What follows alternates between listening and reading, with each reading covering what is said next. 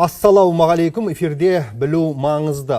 14-15 сәуір күндері Қазақстан президенті Қасым-Жомарт Тоқаев алғашқы мемлекеттік сапармен Өзбекстан Республикасына барғаны туралы ел хабардар.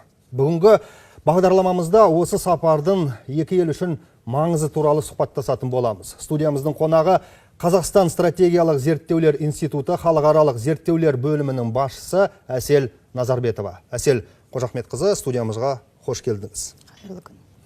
Құрметті көрермендер, біз тікелей эфирде жұмыс жасаудамыз. Экранда көрсетілген телефон нөмірлеріне хабарласып, сауалдарыңызды қойсаңыздар болады. Әсел Қожахметқызы, сұхбатымызды бастамас бұрын ең алдымен арнайы әзірленген бейне материалға назар аударсақ. 14-15 сәуірде мемлекет басшысы Қасым-Жомарт Тоқаев Өзбекстан Республикасының президенті Шавкат Мирзиевтің шақыруымен Өзбекстанға барды. Бұл Қасым-Жомарт Кемелұлының ел президенті ретіндегі алғашқы мемлекеттік сапары. Мемлекет басшысының келуімен Өзбекстандағы Қазақстан жылы салтанатты түрде ашылып, Қазақстан Республикасы ұлттық музейінің қорындағы еліміздің бірегей экспонаттары қойылған Ұлы дала мұрасы атты көрме көпшілік назарына ұсынылды. Сапар барысында Қасым-Жомарт Тоқаев Қазақстан мен Өзбекстан арасындағы стратегиялық әріптестік пен жемісті ынтымақтастықтың қазіргі кезеңдегі жоғары деңгейге көтерілген тарихи достықтың қисынды жалғас екенін айтты. Аса құрметті Шавкат Мирамонович, жеке өзіңізге және Өзбекстан халқына жылы шараймен қарсы алып, қонақ жайлық көрсеткеніңіз үшін зор алғыс айтамын.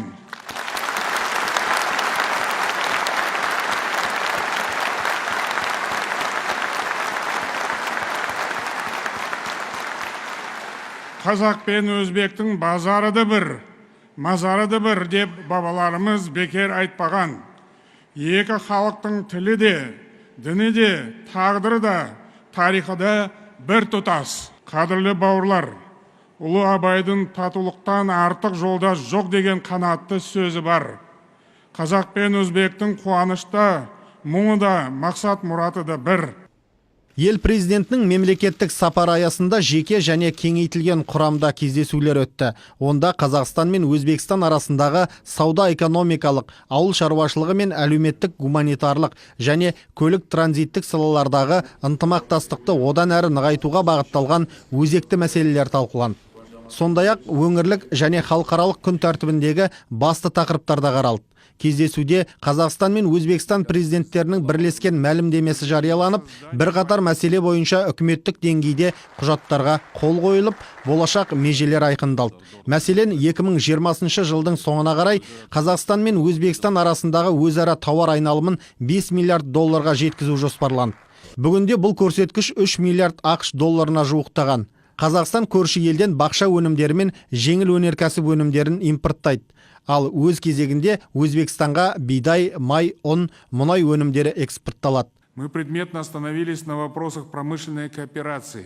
Өнеркәсіп саласындағы кооперацияға баса мән береміз. Егер 2017 жылы Қазақстанда өзбек капиталы бар бірлескен кәсіпорындар саны 900 болса, қазір 1400-ге жетті. Оған жеңіл және жүк көліктерін құрастыру жөніндегі жобалар оң үлес қосып келеді.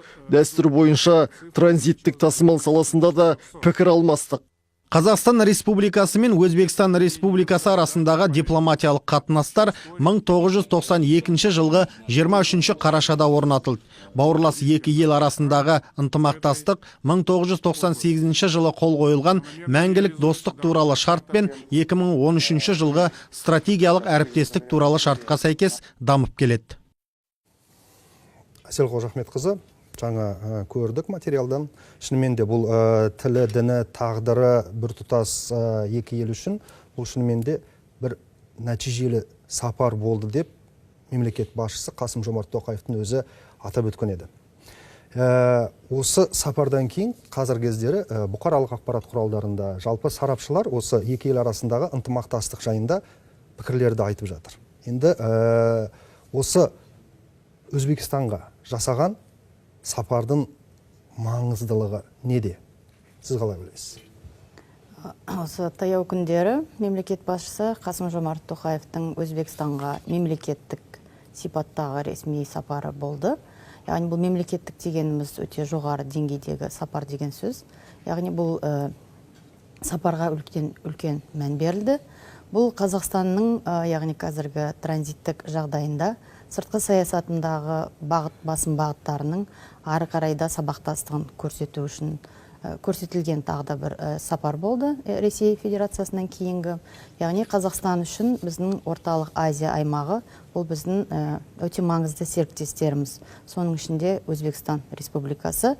Себебі осы аймақтағы ең ірі екі мемлекет болғандықтан және де мысалы Өзбекстан үшін Қазақстан бұл үшінші экономикалық әріптесі, яғни Қытай мен Ресей Федерациясынан кейінгі, яғни ең жоғары тауар айналымы осы Қазақстан мемлекетімен. Ол жаңағыдай өзіміздің сюжеттен көргендей 2018 жылы 2,5 яғни 3 миллиардқа жуық болды екі мемлекеттің арасындағы тауар айналымы. Енді мемлекет басшыларының алдыға қойған үлкен мақсаттары, яғни осы 2020 жылдың аяғына дейін бұл көрсеткішті 5 миллиард долларға дейін жеткізу. Бұл дегеніміз екі мемлекеттің арасындағы әлі де әлеует арасындағы серіктестікті дамытудың, яғни әріптестікті дамытудың, ынтымақтастықты дамытудың сауда-экономикалық саласындағы әлі де әлеуетінің жоғары екендігін көрсетеді. Яғни егер де біз 2 жылдың ішінде 2 есеге осыны көлемді ұлғайтамыз десек, яғни біздің әлі де ынтымақтасатын салаларымыздың әлі де алдыда жоспарда бар екендігі. Яғни сауда-экономикалық ынтымақтастық бұл екі жақты кездесудің ең маңызды талқыланған бағыттары болды. Онымен қоса әрине қауіпсіздік мәселесі аймақтағы және де осы ғаламдық, яғни халықаралық жағдайдағы болып жатқан мәселелерге байланысты, яғни өздерінің ортақ мүдделерін білдіруге байланысты да көптеген мәселелер қарастырылды осы екі жақты келісу барысында. Және де енді Қасым-Жомарт Тоқаев өзінің осы біздің тұңғыш президентіміз елбасы Нұрсұлтан Назарбаевтың жолын ары қарай жалғастыратындығын, яғни сыртқы саясаттағы біздің бағытымыздың өзгермейтіндігін тағы да бір айтып өтті. Енді шынымен де бұл жерде енді осы байланыстың негізін қалыптастырған ол әрине елбасымыз Нұрсұлтан Әбішұлы. Шынымен осы екі ел арасындағы өйткені енді бұл тарихқа кішкене бір шолу жасайтын болсақ, ол кездері енді Өзбекстан мемлекетінде мысалға ол экономикалық тұрғыдан бір жабық сондай бір саясат ұстанды десек қателеспейміз ғой, солай емес пе? Қазіргі кездерде олар енді қазір ашық саясатты ұстануға көшті. Солай ғой? Соңғы 2 жылда Өзбекстан Республикасында билік, яғни мемлекет басшысы өзгергелі бері, ол президенті Шавкат Мирзиёевтің, яғни саяси бағыты бұл ашықтық, яғни прагматикалық жолмен мемлекетті дамыту, елін дамыту. Соған байланысты енді осы соңғы 2 жылда көптеген өзгерістер байқалуда. Оны сыртқы сарапшыларда, мысалы көршілес мемлекеттерде байқап отырмыз. Сол 2 жылдың ішінде бірнеше жоғары деңгейдегі кездесулер өтті. Мысалы 2018 жылғы 15 наурыздағы Орталық Азия мемлекеттері басшыларының кездесуінде айтуымызға болады. Бұл осы аймақтағы үлкен бір серпілістің дәлелі болды сол кездесу. Яғни сол кездесу барысында Өзбекстанның Қазақстандағы жылы ашылған болатын.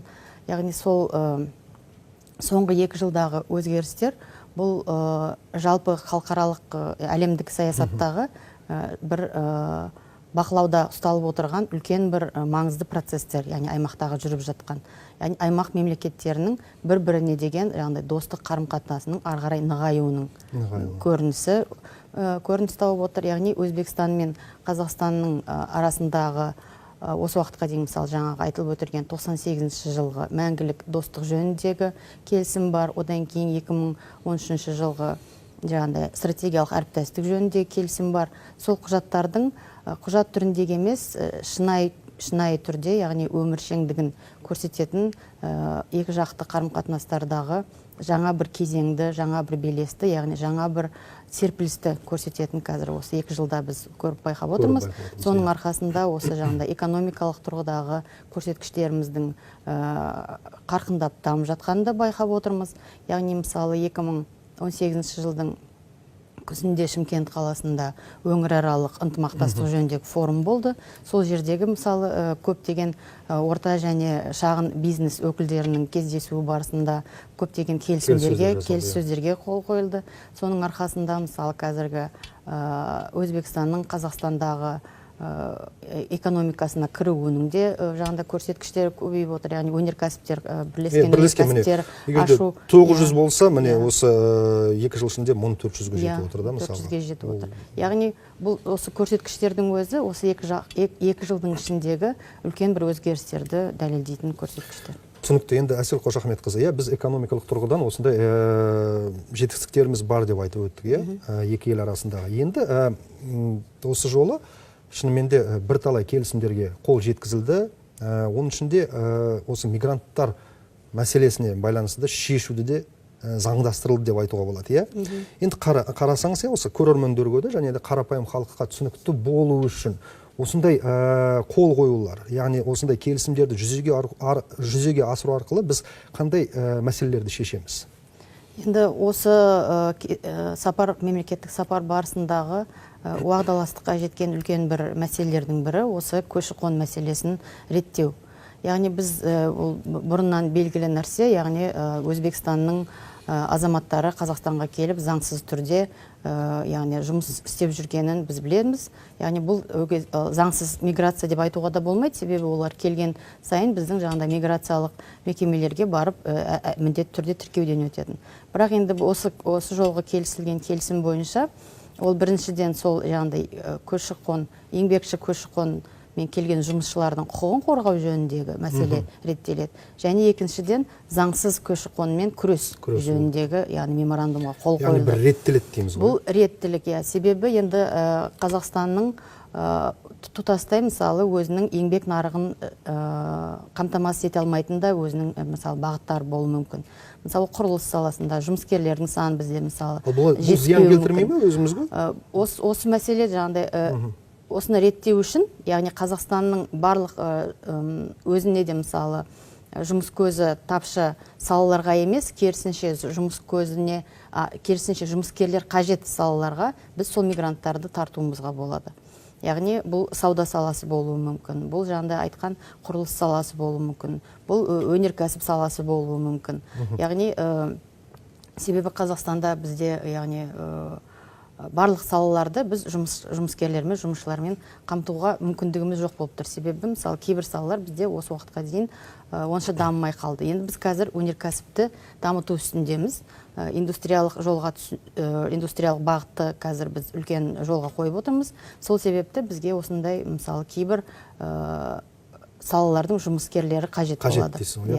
Яғни сондай бір сараптап дейсіз ғой, жаппай емес. Жаппай емес, сол үшін бұл еңбек нарығын реттеп, сол ретке келтіру арқылы қай жерде бізге қажеттілік бар, сол салаға сырттан жұмыскерлер тарту. Сондай бір алып қашпа әңгімелердің бұл жерде ешқандай бір үрей қорқыныш жоқ деген сияқты ғой. Бұл жерде тағы да ашылды, тағы да келеді деген ондай әңгіме жоқ дейсіз ғой. Енді біз бұл уақытқа дейінде ондай қатты жабық шекара болған жоқ бізде, бірақ енді қазір осы көші-қонды реттейтін және еңбекшілердің, яғни тауарлардың кіруін реттейтін осындай сапардың барысында сондай екі жақты келісімдерге қол жеткізілді. Яғни бұл ұлттық экономика министрлігі тарапынан да, жаңағыдай қорғаныс министрлігі тарапынан да, сыртқы істер министрлігі тарапынан да, яғни әр сала өздеріне тиесілі мекемелермен осындай келісімдерге қол қойды. Яғни осы барлық бағыттағы біздің қарым-қатынастарымызды заңды түрде,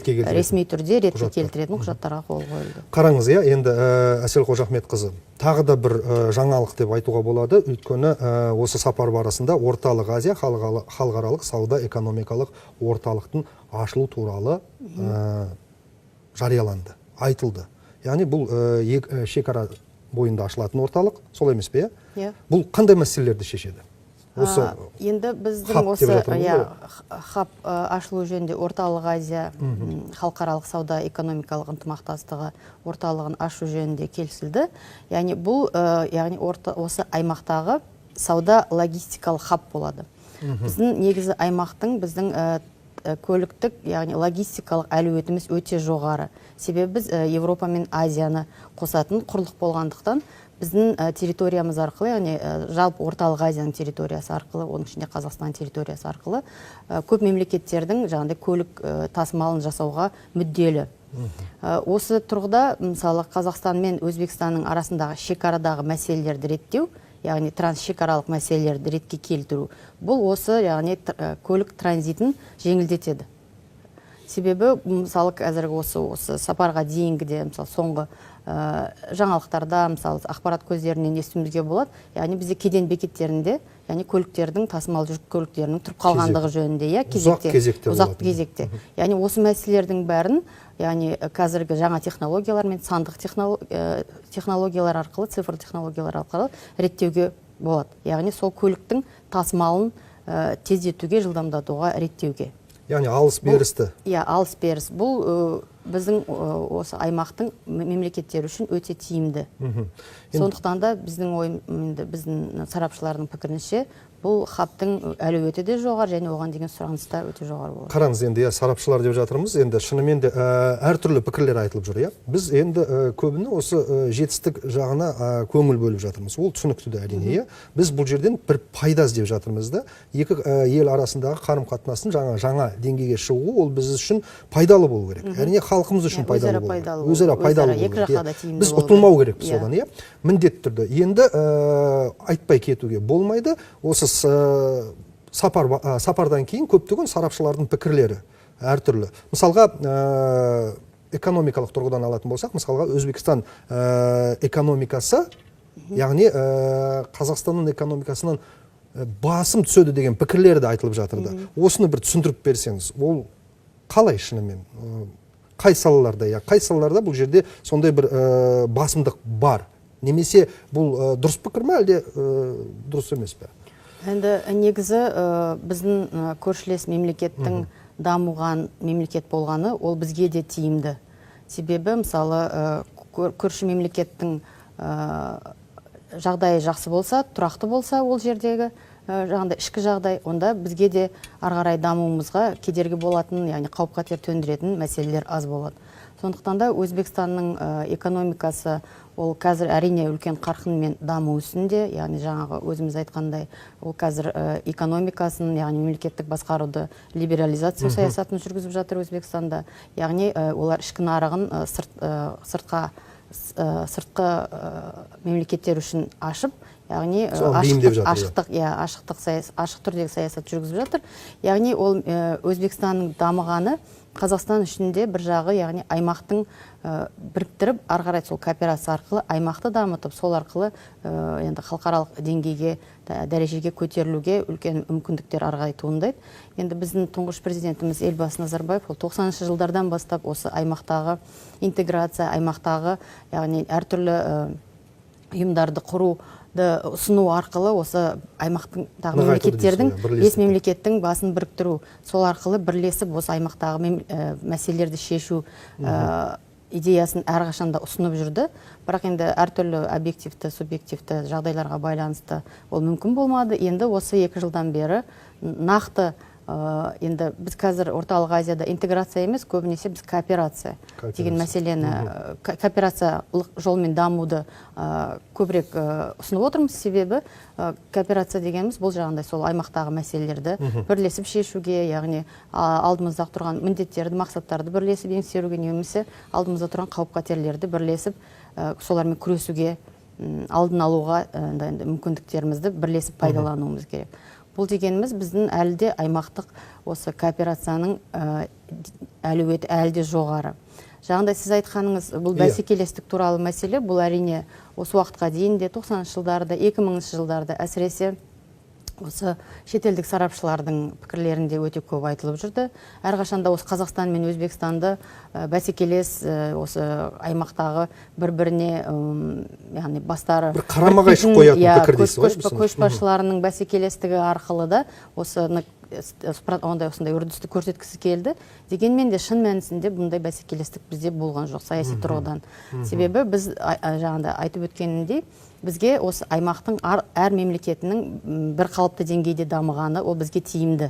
Себебі жаққа да иә, ол тек екі жақтан тек қана Өзбекстанға ғана тиісті мәселе емес, ол басқа да аймақтағы басқа да мемлекеттердің барлығы. Яғни біз енді қазіргі таңда бірнеше халықаралық ұйымдардың, яғни интеграциялық ұйымдардың аясында жұмыс істеп, жаңағыдай экономикамызды сол арқылы ары қарай да дамытуына жаңағыдай мүмкіндіктер туғызып отырмыз, бірақ енді біз сараптай келіп қараған кезде Қазақстан мен Өзбекстан бұл тек ТМД ұйымның ішінде ғана бар екен, шеңберінде ғана, басқа, сосын Шанхай ынтымақтастық ұйымының шеңберінде. Яғни осы ұйымдардың арқылы да, солардың әлеуетін пайдалану арқылы да біз яғни мемлекеттерді дамытып және бір-біріміздің арамыздағы ынтымақтастық және жаңағыдай серіктестігімізді дамытуға үлкен мүмкіндіктер бар, әлі де бар. Олардың әлі де ашатын қырлары әлі де бар алдымызда. Себебі енді біздің осы уақытқа дейінгі ортақ тарихымыз, тату көршілік принциптегі әрқашанда біз дамып келе жаттық. Сол тату көршілік принципіміз ары қарай да жалғасады. Және де енді біз қазір бір-бірімізге қол ұшын беріп, мысалы енді қазір Өзбекстанның Қазақстаннан үйренетін нәрселер көп, себебі Қазақстанның экономикасы әртараптандырылған, басқа бағытта дамыған. Енді сол қазір тек қана экономика жағынан емес, мысалы әлеуметтік мәдени тұрғыдан болсын, мемлекеттік басқару жағынан болсын, барлық жағынан Өзбекстан енді қазір біздің Қазақстанның өткен жолын саралап, сол Қазақстанның өткен жолына өте мұқият зерттеп, соны сараптап, сол арқылы өздерінің де жаңағыдай жолдарын, модернизациялық жолдарын реттеуге мүмкін. Әрине, бір-бірімізден үйренеріміз көп, әрине. Енді шынымен мынау өз шешімін тағы да күтіп жатқан қандай мәселелер бар енді осы? Қандай мәселелер шешілу керек деп ойлайсыз? Енді қазіргі біздегі осы аймақтағы үлкен мәселелердің бірі бұл су энергетика мәселесі. Бізде өткені трансшекаралық сулар өте көп, яғни бірнеше мемлекетті басып өтетін өзендер. Осы уақытқа дейін енді біраз даулы мәселелердің тудырып жүргенде осы су мәселелері болатын. Енді қазір сол бір мәселелерді реттейтін мүмкіндіктер туып отыр. Соны заңды жолмен реттеп, және де бізде енді трансшекаралық мәселелер біраз бар. Сол жаңа демаркация мәселелер бар, шекараларды нақтылау, белгілеу мәселелер бар. Және де енді экономикамыздың басқа да бағыттарын бірлесіп. Басқа бағыт демекші туризм. Енді Өзбекстандағы Қазақстан жылы жарияланды ресми түрде. Енді осы туризмді дамытуға қандай бір септігін береді деп ойлайсыз? Енді былтыр Өзбекстанның Қазақстандағы жылының аясында 200-ге жуық іс-шаралар әртүрлі деңгейдегі өткізілді. Енді биылғы Қазақстанның Өзбекстандағы жылына да байланысты мәдениет және спорт министрлігі дайындаған іс-шаралар жоспары бар. Сол жоспардың аясында да өте көп іс-шаралар жоспарланған. Олардың ішінде бұл тек мәдени ғана іс-шаралар емес. Оның ішінде мысалы әрбір Қазақстанның өңірі, яғни әрбір облыстың Өзбекстанның сол көршілес облыстарына уәлаяттар не болмаса жаңағыдай өздерінің серіктес, байланыс. Яғни әр облыс өзін таныстыру, өзінің жаңағыдай экономикасын, әлеуметтік жағдайын, тәжірибе алмасу, сол арқылы енді екі мемлекетті одан жақындастыруға және де бір-бірін тағы да жақсырақ тануға, яғни сол достық қарым-қатынастың ары қарайда нығаюына осы Қазақстанның Өзбекстандағы жылы тағы да бір үлкен көмек серпін болады деп ойлаймыз. Және осының ішінде туризм саласы. Осы айтты, Қасым-Жомарт Тоқаев президентіміз өзді осы Түркістан, Самарқанд, Бұхара бағытын ұсыну арқылы деп. Біз білеміз, мысалы, шетелдік, мысалы, Еуропа туристеріне бұл өте сұранысқа ие болатын бағыт болады. Себебі қазірдің өзінде де олар осы үш қаланы аралауды өздерінің бағыттар ретінде дамытып отыр. Бізге де енді осы мәселе, мысалы жаңағыдай орталық азиялық Шенген деген, мысалы бір визаны алса, яғни ол сол виза арқылы Қазақстанға да Өзбекстанға да кіруге болады, мысалы Еуропа мемлекеттер және басқа да. Әрине, бізде де тиіп тұр, Түркістан бар мұн жерде. Ол сол жағында біздің аймақтағы осы біздің әдемі жерлерімізді, көріккел жерлерімізді тамашалауға үлкен септігін тигізетін еді. Және сол арқылы біздің жаңағыдай туризмді дамытуға, ол арқылы сол жердің жағдайын жақсартуға. Әсел Қожахметқызы, рахмет. Студиямызға келіп осындай тұшымды ақпаратпен бөлістіңіз. сізге алғысымызды білдіреміз. Біздің уақытымыз аяқталып қалды, өкініштісі. Бірақ қымбатты көрермендер, келесі кездескенше дейін аман сау болайық. Достығымыз нығая берсін.